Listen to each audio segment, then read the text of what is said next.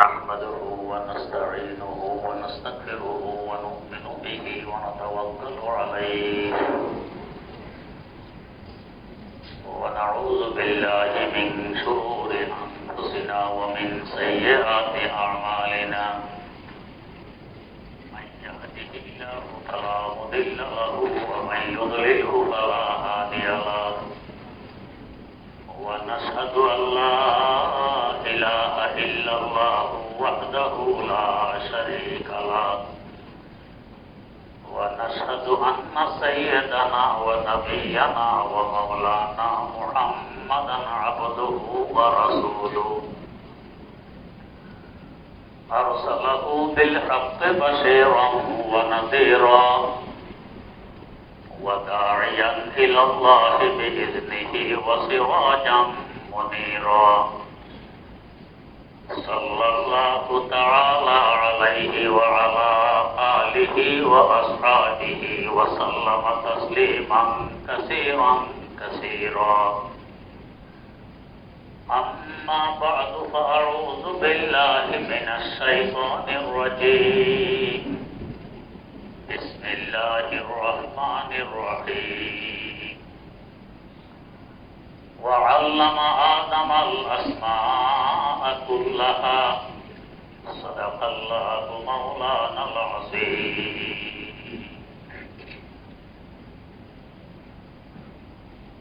আমরা সকলে চাই আমার মূল্য বৃদ্ধি পাক, আমি দামি হই, কিন্তু কি কাজ করলে কোন পথে চললে দামি হওয়া যায়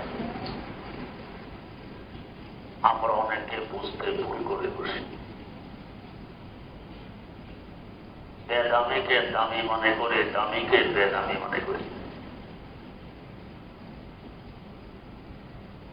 ছোট বাচ্চা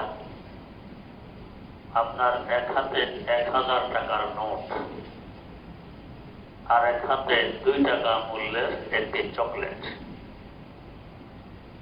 তাকে যদি বলা হয় দুইটির একটি দিবে, সে 1000 টাকার নোট দেবে না চকলেট দেবে, এটাকে সে দামি মনে করে। বাস্তবে কিন্তু 1000 টাকা দিয়ে সে 500 চকলেট পেত। বুদ্ধিশুদ্ধি না থাকার কারণে সে 2 টাকার চকলেট চয়ন করে 1000 টাকা বাদ দিয়ে দেয়। আমাদেরও অবস্থা তেমন। না বুঝার কারণে দামিকে বেদামি, বেদামিকে দামি মনে করি। আমাদের আদি পিতা সাইয়্যিদিনা হযরত আদম আলা নবিয়িনা ওয়া আলাইহিস সালাতু ওয়াস সালাম, প্রথম মানুষ, প্রথম পয়গম্বর, কি পরিমাণ দামে ছিলেন। আমাদের সৃষ্টির আগে আশরাফুল মাখলুকাত ছিল ফেরেশতাকুল, এর থেকে উত্তম কোন মাখলুক ছিল না। আশরাফুল মাখলুকাত ফেরেশতাদেরকে আল্লাহ পাক আদেশ করলেন, তোমরা আদমকে সিজদা করো। ওয়াইদ ক্বালা লিল মালায়েকাতি ইসজুদু লিআদম, আদমকে সিজদা করো। ফাসাজাদু, সকল ফেরেশতা আদমকে সিজদা দিল। যে সিজদা দিল তাকে বলে সাজিদ, কর্তাবাচক শব্দ, সিজদা করনে ওয়ালা। যাকে সিজদা দিল তাকে বলা হয় মাসজুদ, সিজদা পানে ওয়ালা। বলুন তো, যে সিজদা করে সে দামি না যাকে সিজদা করা হয় সে দামি? যাকে সিজদা করা হয় সে দামি। আমরা সিজদা করি আল্লাহ রাব্বুল আলামিনকে, আমরা সাজিদ, আল্লাহ রাব্বুল আলামিন মাসজুদ। তিনি দামি, আমাদের তুলনায় কোটি কোটি গুণ বেশি, তুলনায় চলে না। আদম আলাইহিস সালাম মাসজুদে মালায়েকা হলেন ফেরেশতাদের সিজদার পাত্র, আর ফেরেশতারা হলেন সাজিদ, সিজদা করনে ওয়ালা। আদমের দাম কত বেশি? এর দাম বেশি হওয়ার কারণ কি? বেশি হওয়ার কারণ কোরআনে কারিমে উল্লেখ আছে, ওয়া আল্লামা আদামাল আসমাআ কুল্লাহা। প্রথম ওনাকে শিখাইলেন সমস্ত মাখলুকের নাম। যখন বাচ্চারা লেখাপড়া শুরু করে, ছোট বাচ্চা, প্রথমে নাম। আমের একটা ছবি দিয়ে নিচে দিয়ে লেখে আম, পেঁপের ছবি দিয়ে নিচে লেখে পেঁপে, কমলার ছবি দিয়ে নিচে লেখে কমলা, তালের ছবি দিয়ে নিচে লেখে তাল। প্রথমে নাম শেখানো হয়। এরপরে আস্তে আস্তে কোন ফলের কি উপকারিতা, কোন ফল খেলে কি লাভ হবে, কোন বস্তুর কি ক্ষতি, এগুলো আস্তে আস্তে শেখানো হয়। আদম আলাইহিস সালামকে প্রথম পর্বে শেখানো হলো সবকিছুর নাম। সাধারণ কথা, আমরা তো মনে করি নাম শিখিয়ে দিল, সহজ কথা, আম, জাম, লিচু, কলা, কাঁঠাল। আল্লাহ পাক বলেন আসমা কুল্লাহ, সকল মাখলুকের নাম। সাধারণ কথা, আমরা তো মনে করি মাখলুকের সংখ্যা কত? 18,000। কথা কথা বলি 18,000 মাখলুক আছে। মাখলুকের সংখ্যা 18,000। এই সংখ্যার ব্যাপারে কোন সহিহ হাদিস বর্ণিত নেই। তাহলে মাখলুকের সংখ্যা কত? বিভিন্ন তাফসীর গ্রন্থে আছে। হযরত জাফর সাদিক রাহিমাহুল্লাহু তাআলা থেকে বর্ণিত, আল্লাহ পাক 18,000 মাখলুক সৃষ্টি করেননি, 18,000 আলাম সৃষ্টি করেছেন। আলাম মানে জগৎ। জগৎ বলতে কি বোঝায়? আমরা সাধারণত বুঝি মানব জগৎ, জিন জগৎ, বৃক্ষ জগৎ, মৎস্য জগৎ, পক্ষী জগৎ ইত্যাদি ইত্যাদি, এগুলো জগৎ। যদি এগুলোও ধরা হয়, এক এক জগতে কত কোটি কোটি মাখলুক। বৃক্ষ জগতের দিকে তাকাই, সারা দুনিয়ার গাছগুলো সব তাল গাছ, অসংখ্য প্রকারের গাছ গাছালি আছে। মৎস্য জগতের দিকে তাকাইলে সারা দুনিয়ার মাছকে কই গাছ, অসংখ্য প্রকারের মাছ আছে সাগরে। এক জগতের দিকে তাকাইলে তো অসংখ্য মাখলুক। কিন্তু তাফসীরে রুহুল বায়ানে উল্লেখ আছে যে আল্লাহ পাক 18,000 জগৎ সৃষ্টি করেছেন। ওয়া দুনিয়া মিনহা, 18,000 জগতের মধ্য থেকে গোটা দুনিয়া হল একটি জগৎ। এই দুনিয়ার নয় 18,000 জগৎ সৃষ্টি করেছেন। এবার চিন্তা করুন, এক দুনিয়াতে কত মাখলুক। যারা শুধু জীব নিয়ে গবেষণা করেন, তাদের গবেষণায় আজ পর্যন্ত 15,000 কোটিরও অধিক জীব ধরা পড়েছে। যত দিন যায় সংখ্যার সাথে আরো সংখ্যার যোগ হয়। তাদের দৃষ্টিতে জীব বলতে কি বোঝায়? তারা জীবের সংখ্যা দেন, জীব বলা হয় ওই সমস্ত প্রাণীকে যার প্রাণ আছে, সে তো প্রাণী। এর পাশাপাশি নিজ ইচ্ছায় এক জায়গা থেকে আরেক জায়গায় যেতে পারে, তাকে বলে জীব। তাদের এই সংখ্যা অনুপাতে গাছগাছালি জীবের আওতায় পড়ে না। প্রাণ আছে, জীবন আছে, কিন্তু স্ব ইচ্ছায় এক জায়গা থেকে আরেক জায়গায় যেতে পারে না। তাই তাদের দৃষ্টিতে এগুলো জীব নয়। তো যেগুলো জীব, এদের সংখ্যায় আজ পর্যন্ত ধরা পড়েছে 15,000 কোটিরও অধিক, শুধু জীবের সংখ্যা। আর সকল মাখলুকের সংখ্যা কত হবে চিন্তা করুন। আমাদেরকে যদি বলা হয় যে এসব গাছগাছালির নাম বলুন তো, কয়টা পারবো? আম গাছ, জাম গাছ, তাল গাছ, বেল গাছ, সুপারি গাছ, নারকেল গাছ, খেজুর গাছ, কলা গাছ। এরপরে খোঁজাখুঁজি শুরু হবে, গাছের নাম মনে আসে না। অত ঘরের পাশে আরো কত প্রকারের গাছ আছে, তারপরও নাম মনে আসে না। আর আদম আলাইহিস সালাম শুধু গাছগাছালি নয়, সকল মাখলুকের নাম মুখস্থ করেছেন, মুখস্থ রেখেছেন। পরীক্ষার হলে ফেরেশতাকুলের সামনে আল্লাহ পাকের দরবারে শুনেও দিয়েছেন। তো প্রাথমিক পর্যায়ে শুধু নাম, এরপরে বিভিন্ন তাফসীর গ্রন্থে আছে কোন মাখলুকের কি দোষ, কোন মাখলুকের কি গুণ, কোন মাখলুকের কি বৈশিষ্ট্য, এগুলো আপনাকে শেখানো হয়েছে। এর পাশাপাশি শেখানো হয়েছে 7 লক্ষ ভাষা। তাফসীরের কিতাবে আছে কিয়ামত পর্যন্ত তার সন্তান তার সন্ততিরা সে বাপের শিকার 7 লক্ষ ভাষা ব্যবহার করবে এই জগতে। বর্তমান বিশ্বে প্রায় 13,500 ভাষা চলছে। পুরাতন কোন ভাষার বিদায় ঘটে তো নতুন কোন ভাষার আগমন ঘটে। এইভাবে 7 লক্ষ ভাষা ব্যবহার হবে জগতে। এগুলো সব আমাদের আব্বার আনিত ভাষা। তো 7 লক্ষ ভাষার মহাপণ্ডিত কত বড় শিক্ষিত। আমরা যদি 3-4টা ভাষা জানি তো টাইটেলের অভাব থাকে না। এত টাইটেল। এক বন্ধা ঢাকাতেই বসবাস করেন, তার নাম পোস্টারে আসলে 30 থেকে 35টি টাইটেল আগে লেখা হয়। নাম কোন জায়গায় খুঁজে পাওয়া কঠিন। আমি খোঁজ নিয়েছি, বেচারা লেখাপড়া করেছে মাদ্রাসার লাইনে মাত্র হেদায়েতুন নাহব পর্যন্ত, মানে 5ম শ্রেণী। এই 5ম শ্রেণী পর্যন্ত পড়ার পরে তার টাইটেলের সংখ্যা 30 থেকে 35।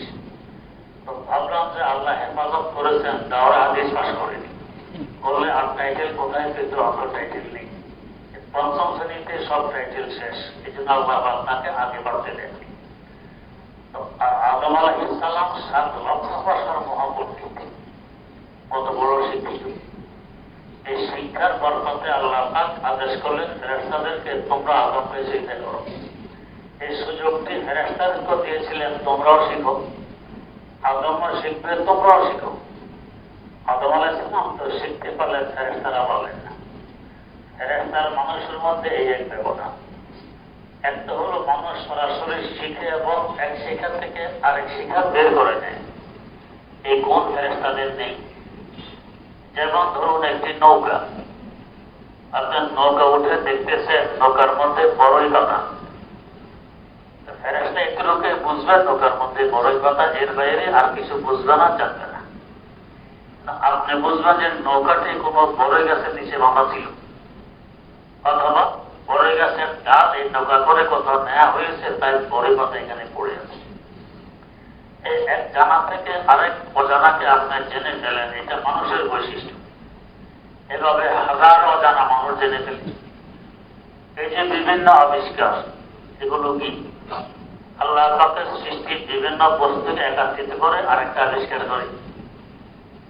যেমন ধরুন আটা, আল্লাহ পাকের সৃষ্টি। আটার সাথে আমরা চিনি মিশাইলাম, পানি মিশাইলাম, এরপরে তেলে ভাগলাম, হয়ে গেছে পিঠা। এই চিনি, পানি, তেল ইত্যাদি মিশাইয়া পিঠা বানাই ফেলছে, আরেকটা হয়ে গেছে। এই গুণ ফেরেশতাদের মধ্যে নেই।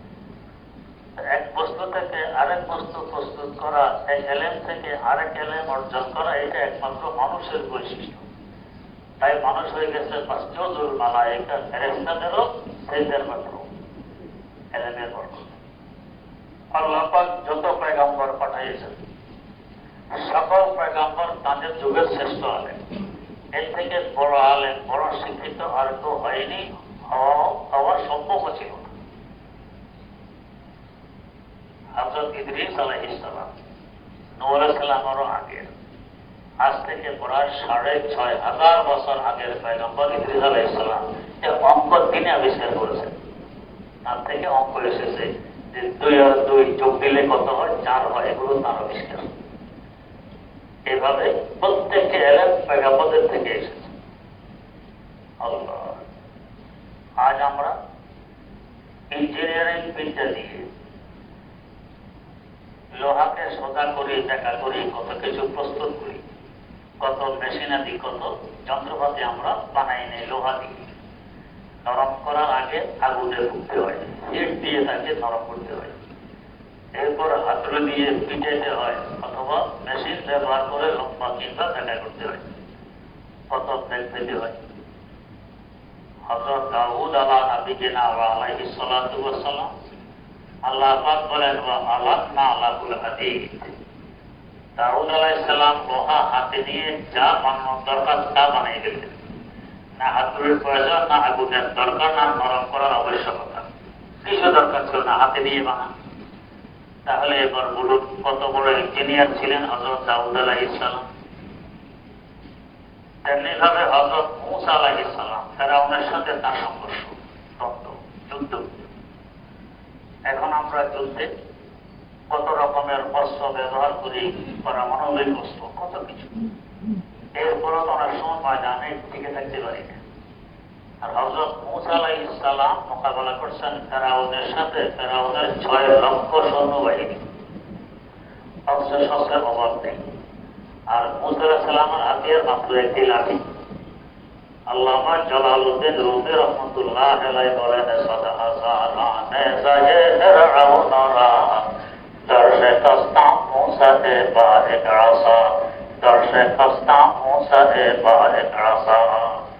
কেমন যুদ্ধ কৌশল তার ছিল যে একটি লাঠি যথেষ্ট ছিল 6 লক্ষ সৈন্যবাহিনীর মোকাবেলা করে তাদেরকে পরাজিত করার জন্য। তাহলে যুদ্ধ কৌশল কে বেশি জানতেন? পয়গম্বর বেশি জানতেন। তেমনিভাবে আজ চিকিৎসা বিজ্ঞান কোথা থেকে কোথায় পৌঁছে গেছে। পাকিস্তানের 2 ব্যক্তি অ্যাক্সিডেন্ট করেছে।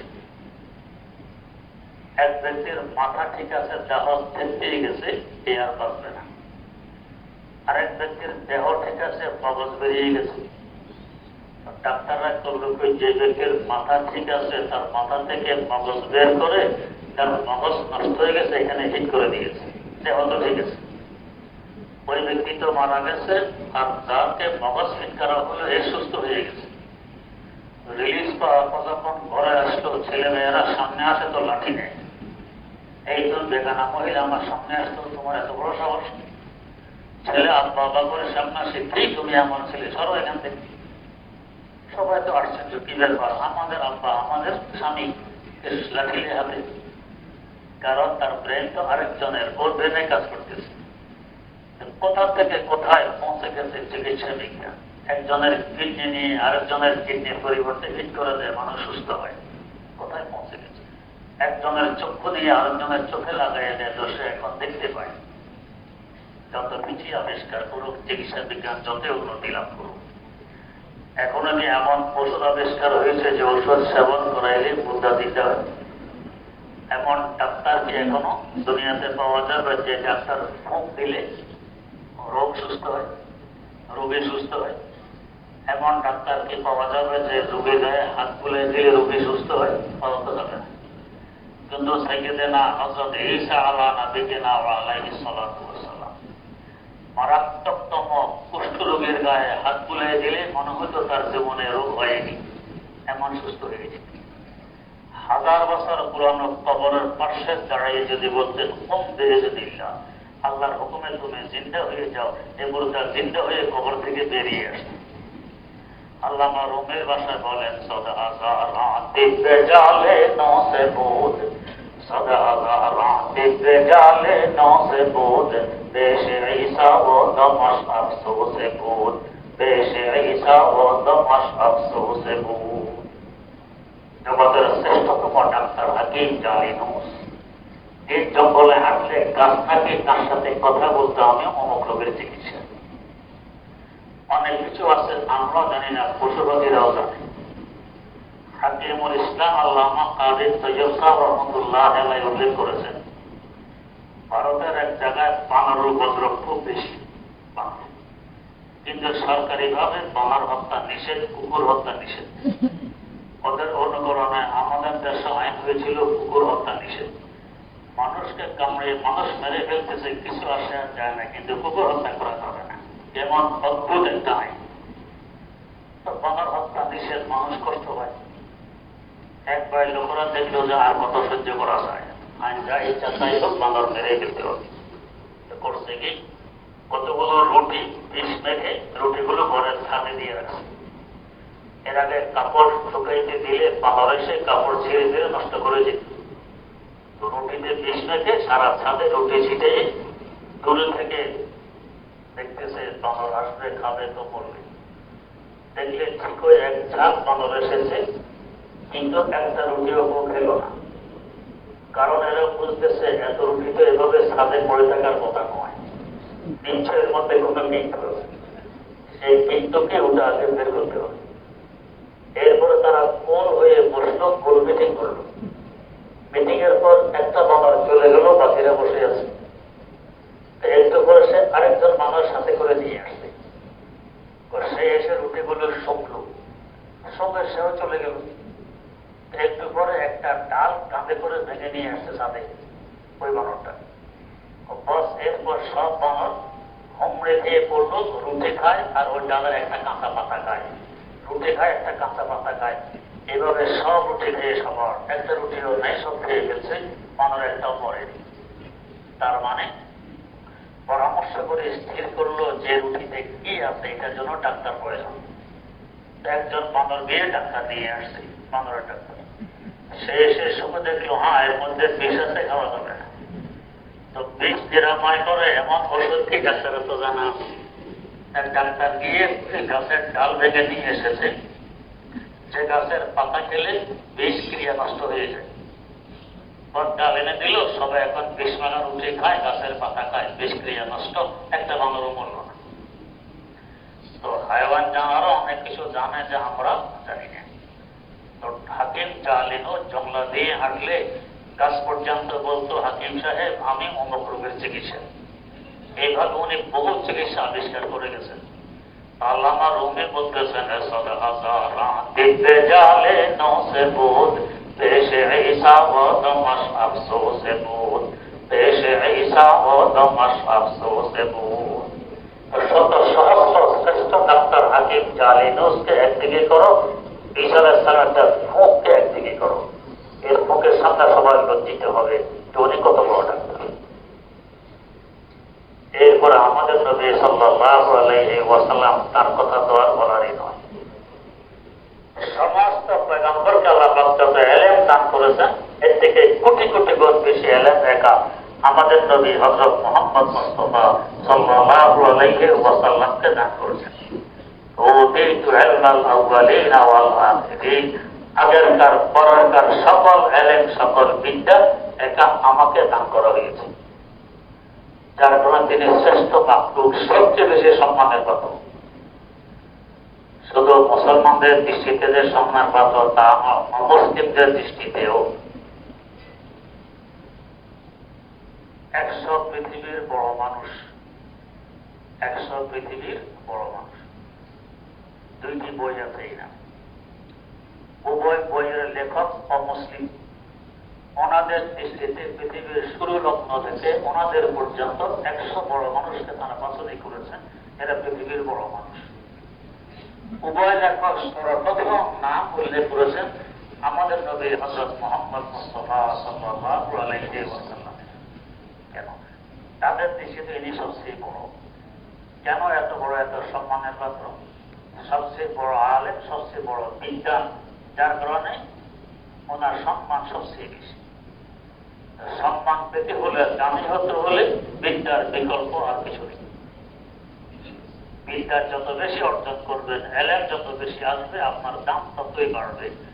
আর একজন না বুঝলে না বুঝতে পারে, অবশ্যই শুনে সে চকলেট কে গ্রহণ করবে, 1000 টাকা গ্রহণ করবে না। এরকম বিজ্ঞানের মূল্য যে বুঝার যোগ্যতা রাখে সে বুঝবে তার মূল্য কত, যে বোঝে না সে তুচ্ছতা ছিল করবে, এতে কি আসে আছে। 1000 টাকা শিশু গ্রহণ না করলে কি টাকার মূল্য কমে গেছে? মোটো কমেনি, তার মূল্যবান 1000 এখনো আছে। তো শিক্ষিতের মূল্য যদি অশিক্ষিত না দেয়, আলেমের মূল্য যদি জাহেল না দেয়, এতে আলেমের মূল্য কমে? মোটো কমে না, আপনার জায়গায় আছে। জাহেল যে জাহেল, অবুঝ মূর্খ, এটার প্রমাণ সামনে আসে। যদি আমরা দামি হতে চাই, শিক্ষার বিকল্প আর কিছু নেই, যত বেশি পারি শিক্ষা অর্জন করি। হ্যাঁ, এখন বোঝার বিষয় শিক্ষা বলতে কি বোঝায়। আমরা তো মনে করি যে কোনো কিছু বোঝার নাম, যে কোনো কিছু জানার নাম শিক্ষা। আমাদের এই বুঝ সঠিক নয়। কেন সঠিক নয়? আপনারা বিভিন্ন জায়গায় পড়েছেন, বিভিন্ন জায়গায় লেখাও থাকে শিক্ষা জাতির মেরুদণ্ড। কথাটি 100% সঠিক, শিক্ষা জাতির মেরুদণ্ড। যদি যে কোনো কিছু জানার নাম শিক্ষা হয় আর শিক্ষা জাতির মেরুদণ্ড হয়, তো পকেট মারার আগে জেনে নেয় কিভাবে পকেট মারলে ধরা পড়বো না। এক ছেলে ধরা পড়েছে পকেট মার, সে স্বীকার করেছে, তাদেরকে ট্রেনিং দেওয়া হয় কিভাবে ওদের উপরে পাতলা কাপড় কাপড় পেঁচিয়ে তার হাতে ব্লেড দিয়ে বলা হয় কাপড়কে কাটো, কদুতে দাগ লাগতে পারবে না। যেমন সূক্ষ্ম একটি ট্রেনিং, কদুর উপরে কাপড় কাটবে, কদুতে দাগ লাগতে পারবে না। কারণ পকেট কাটতে গিয়ে যদি পকেটওয়ালার গায়ে পোঁচ লেগে যায়, ধরা পড়বে। এমন ভাবে কাটতে হবে যাতে তার গায়ে পোঁচ না লাগে, সে টের না পায়। কত সূক্ষ্ম ট্রেনিং। এই যে সে পকেট মারার আগে জেনে নেয় কিভাবে পকেট মারা লাগে, আর জানা শিক্ষা জাতির মেরুদণ্ড। তাহলে পকেট মারা এটা শিক্ষা করাকে জাতির মেরুদণ্ড, আসল মেরুদণ্ডকে ভেঙে দেয়। চোর চুরির আগে জেনে নেয় কিভাবে চুরি করলে আমি ধরা পড়বো না, গৃহস্থ টের পাবে না। বোমাবাজের আগে জেনে নেয় কিভাবে বোমা ফুটাইলে আমি ধরা পড়বো না, আরেকজনকে খুন করতে পারবো। শত ট্রেনিং দিয়ে। এগুলো তো জানা। সকল জানাকে যদি শিক্ষা বলা হয়, শিক্ষা জাতির মেরুদণ্ড, তো বোমাবাজি জানা, চুরি করা জানা, ডাকাতি করা জানা, মানুষ খুন করা জানা, এগুলোকে জাতির মেরুদণ্ড। এগুলো তো আসল মেরুদণ্ডকে ভেঙে দেয়। তাহলে বোঝা গেছে যে কোনো কিছু শিখার নাম শিক্ষা নয়, যে কোনো কিছু জানার নাম শিক্ষা নয়। শিক্ষা ভিন্ন জিনিস। শিক্ষা কাকে বলে? বুখারী শরীফে একটি অধ্যায় আছে, কিতাবুল ইলম, শিক্ষা অধ্যায়। এই অধ্যায়ের বিভিন্ন ব্যাখ্যা গ্রন্থ পড়ে দেখুন শিক্ষার সংজ্ঞা আছে, শিক্ষা কাকে বলে। তো শিক্ষা বলা হয় এমন জানাকে যে জানায় কোনো ভুল নেই। শিক্ষা বলা হয় এমন জানাকে যে জানায় কোনো মিথ্যে নেই। শিক্ষা বলা হয় এমন জানাকে যে জানায় কোনো ধোঁকা নেই। শিক্ষা বলা হয় এমন জানাকে যে জানায় কোনো পদস্খলন নেই।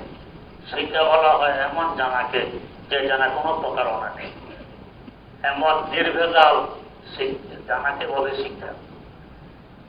এবারে সহজেই বুঝতে পারবেন এটা কোন শিক্ষা, যে শিক্ষায় কোনো ভুল নেই, যে শিক্ষায় পদস্খলন নেই, যে শিক্ষায় মিথ্যা নেই, যে শিক্ষায় ধোঁকা নেই, যে শিক্ষায় প্রতারণা নেই। এটা কোন শিক্ষা? সহজেই বুঝতে পারবেন। এই বুখারী শরীফের শিক্ষা অধ্যায়ের ব্যাখ্যায় বিভিন্ন গ্রন্থে উল্লেখ আছে যে আমরা শিক্ষার জন্য, জানার জন্য প্রথমে আমাদের দেহের 5টি অঙ্গ ব্যবহার করে থাকি। 5টি অঙ্গ, এগুলোকে পঞ্চ ইন্দ্রিয় বলা হয়। যথাক্রমে অঙ্গগুলো জিহ্বা, নাসিকা, চক্ষু, কর্ণ ও ত্বক। ত্বক মানে চামড়া। আবহাওয়া গরম কি ঠান্ডা, বরফের টুকরা ঠান্ডা না গরম, আগুনের জ্বলন্ত কয়লা ঠান্ডা না গরম, বুঝি চামড়া দিয়ে। দেহের চামড়া লাগাইলে চামড়া বলবে এটা ঠান্ডা, এটা গরম। অমুক বস্তু সুন্দর কি অসুন্দর এটা বুঝবো চোখ দিয়ে। অমুক বস্তু মিষ্টি না টক এটা বুঝবো জিহ্বা দিয়ে। অমুক বস্তুতে ঘ্রাণ না দুর্গন্ধ এটা বুঝবো নাক দিয়ে। আওয়াজটি মানুষের না গরু ছাগলের এটা বুঝবো কান দিয়ে। এই 5টি অঙ্গ দিয়ে আমরা প্রথমে বোঝার চেষ্টা করি। এই 5 অঙ্গের মাধ্যমে যে বুঝগুলো আমরা নিয়ে থাকি, এই বুঝগুলো সবসময় কিন্তু সঠিক হয় না। যেমন ধরুন, আমরা এখন সূর্যের দিকে তাকাইলে সূর্যকে দেখা যায় বেশি থেকে বেশি 1 ফিট দৈর্ঘ্য প্রস্থ। একটা বাতের প্লেটের নেয় সূর্য, এটা চোখ বলতেছে। আসলে কি সূর্য বাতের প্লেটের নেয় এত ছোট? বাস্তবে আমাদের 20 কোটি বর্গ মাইল আয়তনের পৃথিবী থেকে 13 লক্ষ গুণ বড় এই সূর্য। চোখ বলতেছে বাতের প্লেটের নেয়, চোখের বলা তো সঠিক হইল না। তেমনিভাবে এখন রোদের সময় হাইওয়েতে গিয়ে 200 গজ সামনে তাকান, মনে হবে রাস্তা দিয়ে ভিজা, পানি থই থই করতেছে। যত সামনে অগ্রসর হবেন পানি আপনার সাথে সাথে অগ্রসর হচ্ছে, যাকে বলা হয় মরীচিকা।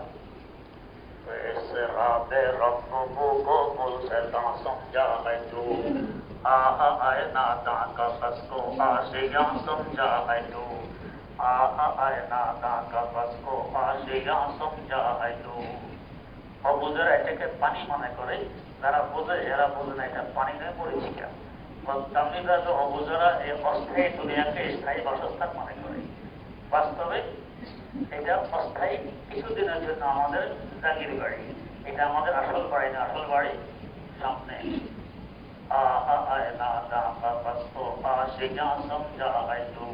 এটা মোমেনের জন্য জেলখানা, জেলখানাকে আসল বাসস্থান মনে করে রাত 24 ঘন্টার পেছনে আমরা ঢুকতেছি, হালাল হারামের তো আশা করি। যাই হোক, এই চোখ বলতেছে পানি আছে, বাস্তবে পানি নেই। তো বোঝা গেছে চোখ সবসময় সঠিক তথ্য দেয় না, মাঝে মাঝে ভুল তথ্য দেয়। এভাবে বাকি ইন্দ্রিয়গুলো এমনই করে। আল্লাহ রাব্বুল আলামিন তৌফিক দিলে বিস্তারিত আলোচনা ইনশাআল্লাহ সামনে হবে। সুবহানাল্লাহি ওয়া বিহামদিহি, সুবহানাকাল্লাহুম্মা ওয়া বিহামদিক, আশহাদু আল্লা ইলাহা ইল্লা আনতা, আস্তাগফিরুকা ওয়া আতুবু ইলাইক।